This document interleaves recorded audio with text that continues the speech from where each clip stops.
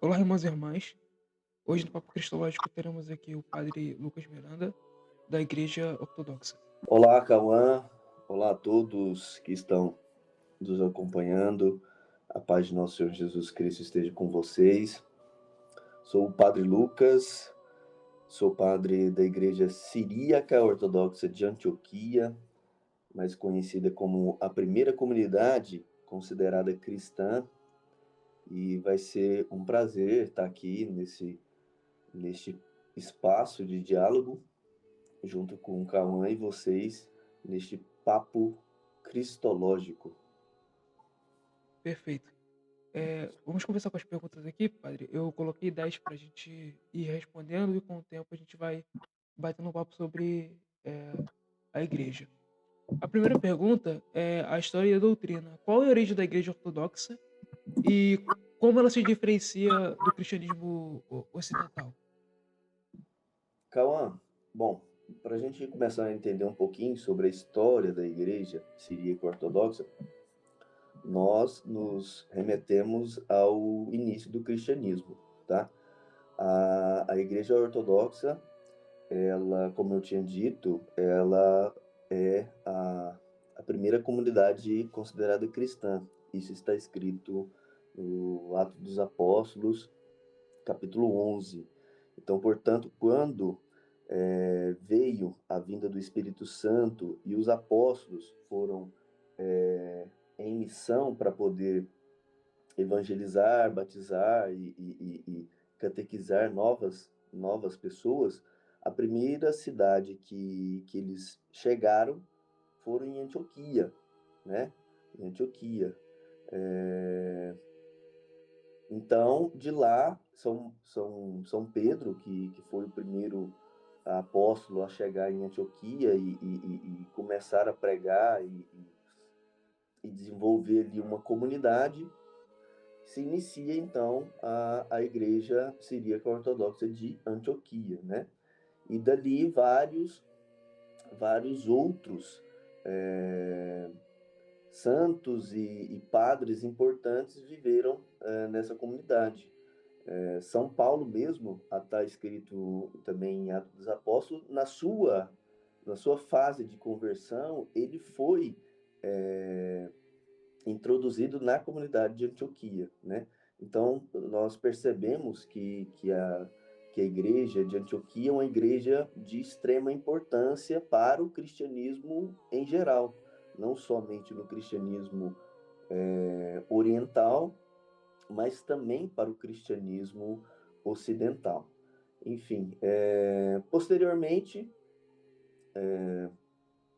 São Pedro ele sai de Antioquia, né, e se encaminha para Roma devido à sua necessidade de evangelizar, à sua necessidade de cuidar das, das igrejas, e lá se fica ele deixa então os bispos, né, para poder tomarem conta da comunidade. E um desses, que é de extrema importância também para nós, que é Santo Inácio de Antioquia, um teólogo, um filósofo muito importante, que posteriormente também é martirizado em Roma. E disso se forma, então, esse contexto de vários mártires, de vários padres e bispos de extrema importância, se forma a comunidade de Antioquia, na qual hoje eu faço parte da Igreja Siríaca Ortodoxa de Antioquia. Você fala Igreja Ortodoxa, nós temos que ter um certo cuidado. Por quê? Porque a Igreja Ortodoxa ela é um pouco mais ampla do que a gente está pensando, assim. A Igreja Ortodoxa ela tem várias ramificações. Então, a Igreja Ortodoxa na qual eu represento é a Igreja Siríaca de Sirico. Antioquia, né? Então temos as igrejas ortodoxas armênias, as igrejas ortodoxas de Constantinopla, e as igrejas ortodoxas coptas, que também são igrejas ortodoxas. Então, quando E cada uma tem a sua origem, cada uma tem a sua formação e a sua beleza espiritual e também uma beleza de liturgia, né? Então, temos que ter um pouco de cuidado em relação a isso. Eu, como sou um padre siríaco ortodoxo, eu não posso dizer de uma forma tão ampla assim, tá? Tão ampla de falar, olha, as igrejas ortodoxas. Então eu falo de uma realidade na qual eu pertenço, que é a igreja siríaca ortodoxa, tá bom? Certo. A segunda pergunta, a diferença teológica, né? Quais são as principais diferenças teológicas entre a Igreja Ortodoxa Síria e a Católica Romana? Olha, existe sim diferenças de teologia. Mas, no entanto, o Cauã, não são tão, assim, gritantes ao ponto de ter um contexto herético em relação a isso, né? Tanto da Igreja Católica Romana como da Igreja Siríaca Ortodoxa. Nós temos, como nós somos ortodoxos, então nós temos uma reta fé, nós primamos pelos ensinamentos que foram feitos pelos primeiros padres da igreja, né? Então, de fato, existe certas diferenças teológicas. Exemplo, assim, os exemplos que eu posso citar para você é a questão do purgatório, que a igreja siríaca ortodoxa ela não acredita, a diferença de Maria em relação a ela ser corredentora.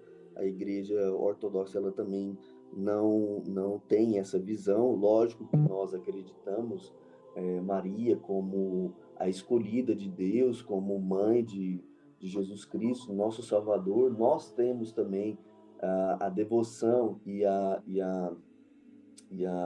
veneração a Maria como a primeira intercessora.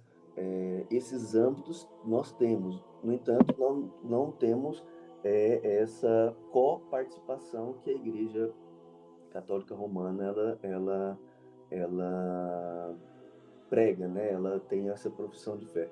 Mas, no entanto, essas diferenças teológicas não são tão gritantes que façam com que nos afastemos. Na verdade, são, são somente formas de interpretarmos a, as Sagradas Escrituras, mas, no entanto, o que é mais essencial, e é o que eu gosto mais de pregar, Calma, é que nós acreditamos no mesmo Deus, né?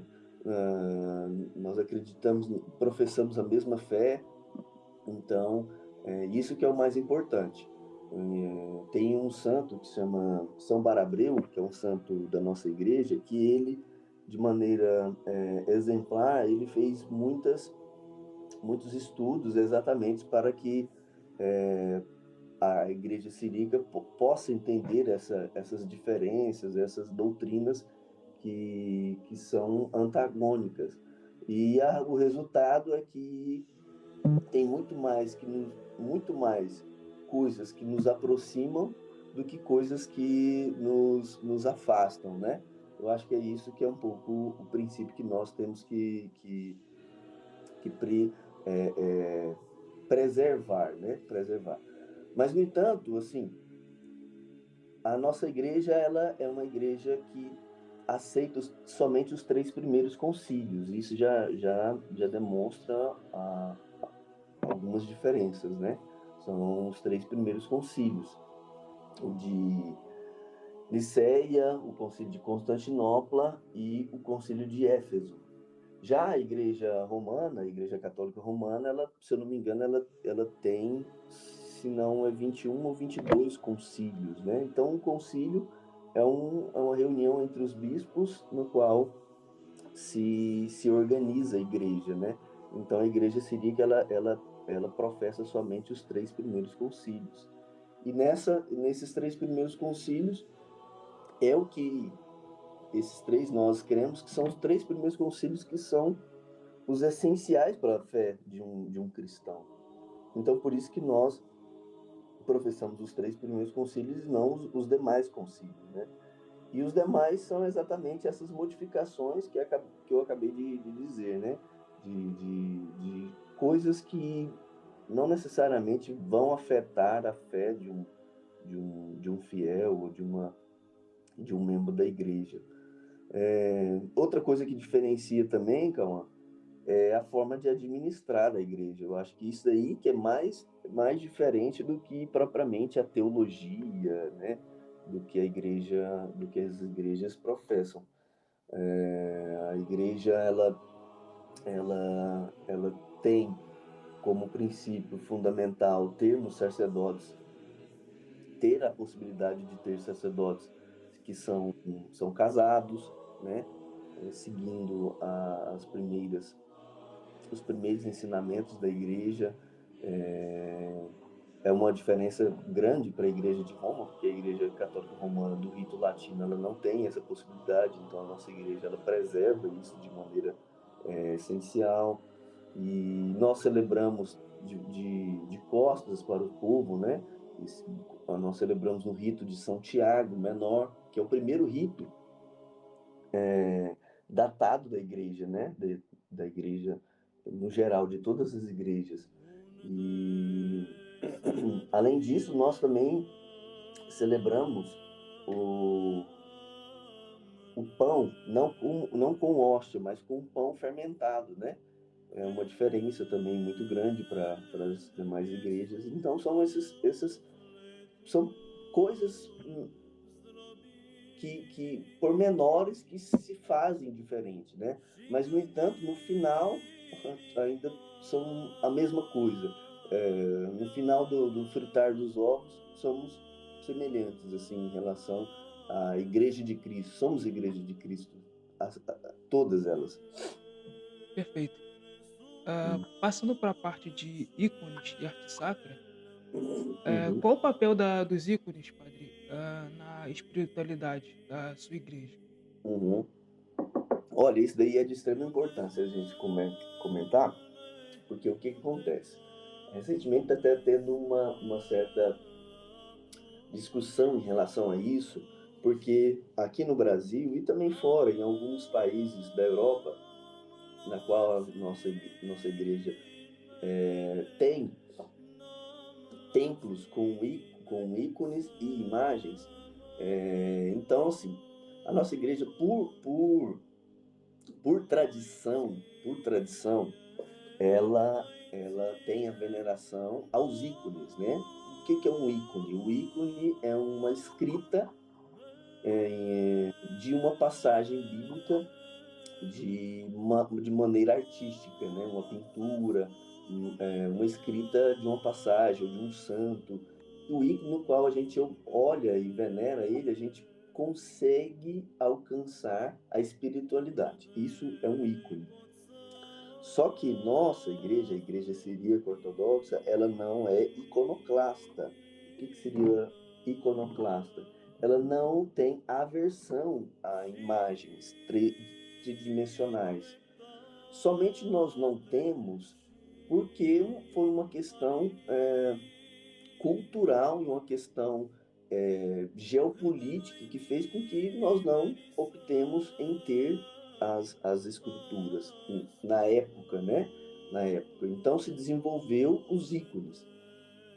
Mas se você pode me perguntar, mas por que não se desenvolveu? Não nos desenvolvemos para isso, porque na região na qual a igreja ela se desenvolveu, que no Oriente Médio a, a, o governo, né? O governo predominante é um governo qual nunca deixou ter imagens e nem mesmo ícones. Na verdade, muitos padres, muitos fiéis da nossa igreja já morreram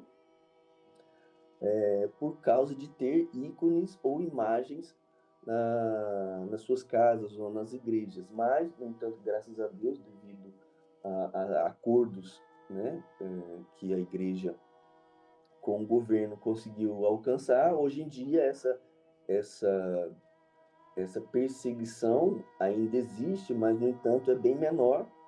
Então, você já pensou, se propriamente o ícone já era algo de perseguição governamental, imagina ter uma imagem. Então, por isso que a nossa igreja ela não tem essa tradição da imagem. Mas, no entanto, nós não somos avessos às imagens. As imagens também têm o seu contexto, que foi mais desenvolvido no Ocidente do que no Oriente. Só que, no entanto, acaba que, às vezes, nós aqui, tanto no Brasil como na Europa e também nos Estados Unidos, às vezes que a nossa igreja ela compra um templo, ela compra uma igreja que já existia e já tinha imagem, nós não atiramos como uma forma de aversão. Não, nós deixamos também as imagens lá. Então, não é uma coisa da tradição, mas também, se tiver na igreja na qual a gente adquiriu, nós não vamos retirar, né? Não vamos quebrar, não vamos fazer nada dessa maneira, entendeu? Certo. Eu até acho interessante porque vocês têm realmente o papel de devoção quando os cristãos pintam, né, fazem as pinturas no caso, né. Uhum, Isso me remete bastante à importância, né, da arte que vem datada dos primeiros séculos, né. uhum. É, é, a, é, nós dizemos que é a escrita, né? É um pouco diferente de dizer escrita, porque a pintura, ela envolve exatamente uma coisa que você acabou de falar, que é a arte. A escrita, ela envolve não só a arte, mas ela envolve uma espiritualidade. A escrita no ícone, ela vai além da própria arte, ela vai além, a escrita do ícone, ela nos remete a um contexto espiritual. Por isso da importância dos ícones, né? Da importância desse elemento no qual nós, quando olhamos, quando admiramos, nos remete à importância de Deus para a nossa vida. Quando nós vemos um santo que se dedicou à sua vida, se entregou a vida a nosso Senhor Jesus Cristo, ao ponto, na maioria das vezes, de ser morto, isso faz com que nós elevemos a nossa espiritualidade a Deus e que possamos desejar estar na mesma presença que é a presença de Deus, que é a presença do Pai, do nosso Criador, né? Então, por isso da importância dos ícones na nossa fé, né? Mas como eu acabei de dizer, é um objeto de devoção. Nós não adoramos os ícones, da mesma forma que não adoramos as imagens e nem tampouco adoramos os santos ou a Virgem Maria, mas sim há uma veneração. Venerar é você admirar a importância daquela pessoa, a importância daquilo para a sua fé, né? Perfeito. Passando para a parte da liturgia, como que a liturgia funciona na sua igreja, padre?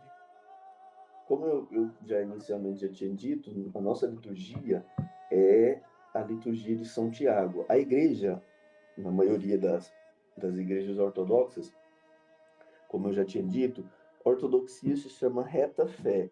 Então nós buscamos a todo instante estar ligados à tradição apostólica. A mesma forma que os apóstolos celebravam, nós tentamos celebrar. A mesma forma que os primeiros padres celebravam, nós tentamos celebrar. Então, nos foi confiado o rito de São Tiago, que foi o primeiro rito propriamente dito para celebrações do culto da Divina Liturgia, né?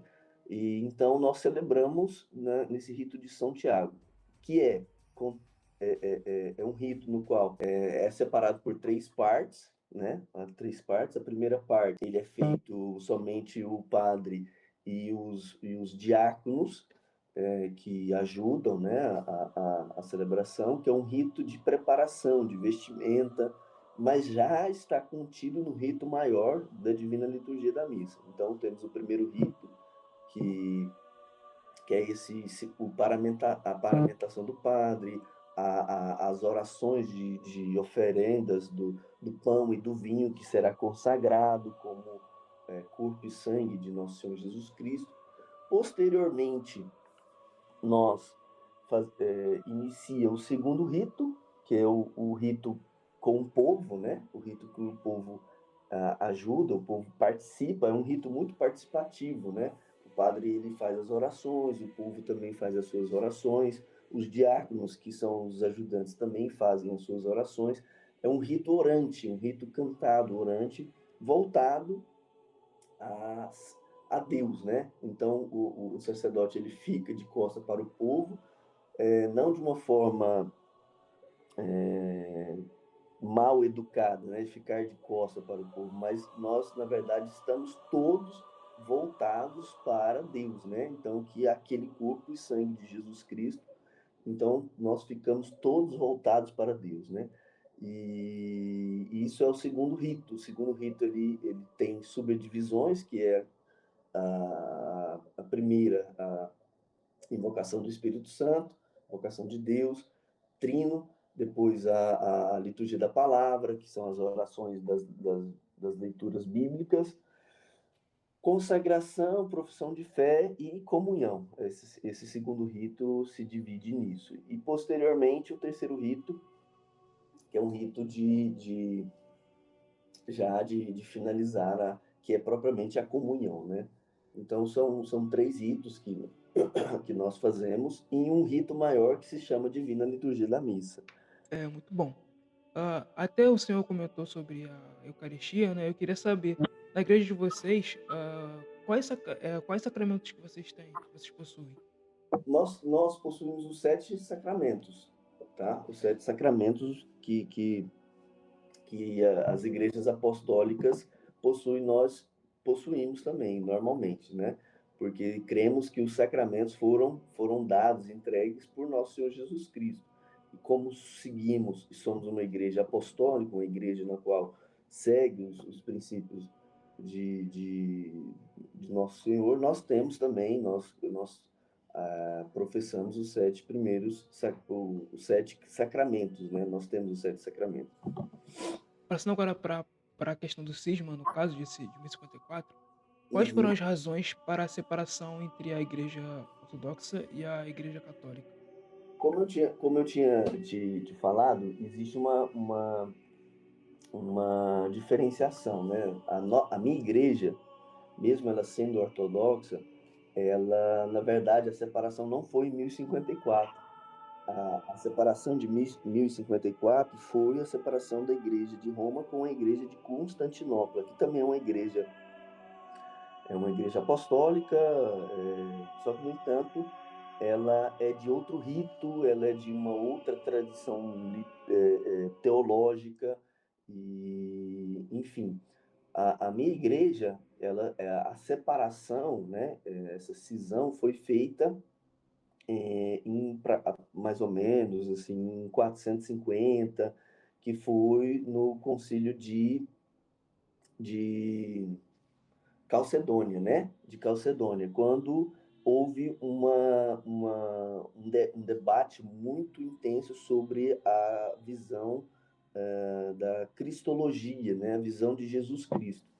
Então, a separação da minha igreja, na verdade, foi em 450, 430, e não em 1054. Em 1054 já não estávamos em comunhão com essas igrejas que se separaram, né? Então, na verdade, a minha igreja ela nem tem uma carta de excomunhão, não tem isso, não teve isso. Por isso que recentemente, já tem algum tempo, que a minha igreja e a igreja de Roma, nós temos diálogos ecumênicos e uma aceitação de ambas dos sacramentos, né? Porque houve de fato uma separação, mas não uma separação no qual foi mais profunda, né, em relação a 1054. Então nós nem participamos desta separação de 1054. A nossa separação foi em 450, aproximadamente, né? Certo. Ah, Agora, passando para a questão do mundo moderno, como a Igreja do Senhor ela se adapta aos desafios do mundo contemporâneo? Ah, entendi. Nós temos que entender o seguinte: nós somos ortodoxos, nós temos uma reta fé, mas, no entanto, não somos engessados, né? É o que a grande maioria pensa, né? Ah, são ortodoxos, mas então eles não mudam para nada, eles na verdade não é isso. Nós nos adaptamos de maneira de maneira que o mundo vai nos pedindo, né? Lógico que mantendo as raízes, isso que é o mais importante, mantendo as raízes, mantendo os ensinamentos de nosso Senhor Jesus Cristo. Então, no mundo moderno de hoje, a adaptação da nossa igreja é uma adaptação de tentar levar a todos com novas ferramentas, seja elas no mundo da internet, seja ela no mundo da mídia, seja ela,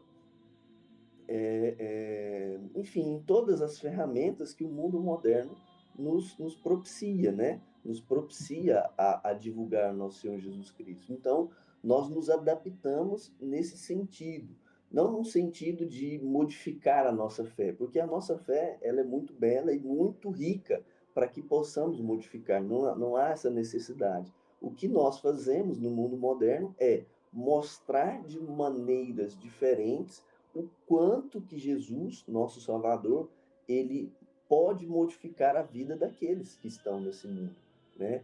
Nos problemas do mundo que está acontecendo, mesmo a igreja tendo raízes tão antigas, mas que ainda continua salvando almas e salvando pessoas com os problemas atuais. Então, acho que esse é o papel da igreja neste mundo moderno, né? Não é se adaptar ao mundo, mas mostrar ao mundo que existe algo muito além e que esse além nos faz nos melhorar ao ponto de alcançarmos a vida eterna. Perfeito. O que o senhor diria para quem quer conhecer a igreja do Senhor e quem está caminhando na fé, né, encontra desafios, por exemplo?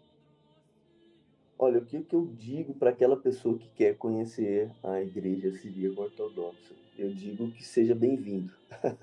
Seja bem-vindo, venha de coração aberto, venha de alma aberta, sem preconceito, sem dogmatismos já pré-definidos, porque dessa maneira você vai encontrar algo muito além. Você vai encontrar algo que é eterno, que é o nosso Senhor Jesus Cristo. Meu bispo, quando eu fui ordenado, que é o Morte Paulo Jorge Hanna, ele falou algo significativo. Assim, ele falou que a igreja, o papel da igreja é levar o povo à salvação, né? Então, você que está querendo conhecer a igreja, seja muito bem-vindo e venha para ser salvo, e venha para conhecer Jesus Cristo, o nosso Salvador. Passando para a pergunta final, eu sempre pergunto para os convidados, né, que visitem aqui o nosso podcast, como que foi a jornada dele na fé. Então eu queria saber como que foi até o senhor se tornar padre, né, como que foi essa caminhada, se teve alguma dificuldade, né, como que isso aconteceu? Entendi. Cauã, é o seguinte, desde muito novo, eu vivi em uma família muito religiosa, muito apegada aos princípios de Jesus Cristo. No entanto, eles eram católicos romanos, né? É algo natural de ser, porque no Brasil, hoje em dia, a Igreja Católica Romana ela tem uma diversidade de igrejas maior do que a própria Igreja Cirílica. Então, eu cresci nesse lar, fiz todas as minhas etapas de formação para ser um cristão na Igreja Católica Romana, né? Só que, no entanto, a passar do tempo, eu fui estudando, eu fui aprofundando, fiz alguns cursos, né, de filosofia. Então, tive sempre esse querer conhecer mais e mais fundo as coisas, não somente as coisas de Deus. Então foi quando eu casei, e quando eu casei, eu tive a oportunidade, isso foi em 2014, 2015, algo mais assim. Então, quando eu comecei a me distanciar um pouco da fé católica, né? A fé católica apostólica romana. E certo dia eu estava indo a um supermercado próximo da minha casa e vi uma igreja de tijolinho, uma igreja muito bonita, próximo da minha casa. Eu nunca tinha visto essa igreja. E lá era uma igreja siríaca ortodoxa. E eu peguei o telefone da igreja, era até hoje o padre Ruberval, que toma conta da igreja, e comecei a conversar com ele sobre essa realidade dessa igreja que eu não conhecia. Então foi quando eu comecei a introduzir na igreja ortodoxa, na igreja siríaca ortodoxa, né? Então, aí levei toda a minha família, fui muito bem acolhido, e de lá nós começamos a vivenciar essa nova fé, que não mais uma fé católica romana. E nos apaixonamos, eu principalmente me apaixonei pela fé e cada vez mais fui adentrando, né, ajudando a comunidade a crescer, ao ponto até de ajudar a limpar a igreja, limpar a secretaria, sabe, esses trabalhos mais braçais. E foi quando, isso passar muito tempo, né, foi quando o nosso bispo chegou e viu em mim uma capacidade de liderança da comunidade. Ele chegou em mim e solicitou que eu iniciasse o processo de formação, né? E que se eu aceitasse, eu falei, já estava bem, eu estava dentro da igreja ajudando e era algo interessante do ponto de vista de, de, de ajudar ainda mais, sendo que era esse o meu propósito, sempre ajudar a comunidade. Então eu comecei a minha formação teológica no mosteiro. Então eu fiquei durante algum tempo, praticamente 1 ano e meio, 2 anos, nessa formação. Só que no meio termo dessa formação, teve a necessidade de um padre de uma igreja também siríaca ortodoxa, só que em outro bairro, porque ele era monge, ele precisou voltar para o mosteiro, né? E aí ficou a igreja vaga, precisando de um padre. Foi então quando, de novo, o arcebispo veio e perguntou se eu poderia ordenar antes de terminar a minha formação teológica e assumir a comunidade. E aí foi quando minha esposa teve que assinar uma carta de autorização, né? Pois eu era casado, eu sou casado, e ela precisa autorizar. Então ela autorizou, e no ano de 2024, em fevereiro de 2024, no dia 11, hoje é algum ano e alguns meses, né? Um ano e 4 meses, eu fui ordenado e assumi a comunidade, né? E ainda, além de assumir a comunidade, estou terminando os estudos de teologia oriental no mosteiro. E a partir de então foi esse a minha caminhada de fé até chegar ao sacerdócio, né? Muito bem. Chegamos ao fim de mais episódio. Esse episódio vai estar disponível tanto no Spotify como no YouTube. Queria muito agradecer ao padre, né, por estar aqui, né, nosso convidado. E eu espero que esse episódio traga para as pessoas que querem descobrir a fé ortodoxa, né, a fé ortodoxa síria, Uhum. eh, e que eu possa ter tirado as dúvidas no caso, né, que muitas pessoas perguntam, né. Eu quero agradecer muito ao padre de se fazer presente aqui conosco. Ô, Cauã, e a todos que estão nos escutando, eu que agradeço, fico muito contente. Eu, na verdade, que espero ter conseguido tirar algumas dúvidas de vocês, né? A fé siríaca ortodoxa, ela é uma fé muito extensa, muito grande e muito bonita, rica de Jesus Cristo, ela é rica de vários santos, né? E essa conversa é um pouco daquilo que nós podemos dizer, né? a respeito da fé. Eu acho que a pessoa que queira se aprofundar, que seja bem-vindo a se aconchegue, e a gente vai conversando mais e mais para poder falarmos, né. Eu sempre digo assim, ó, que cada ponto na igreja siríaca ortodoxa, seja uma vela, seja um turibo, ela já dá, uma tese de doutorado, devido à rica importância de cada objeto, de cada coisa, né.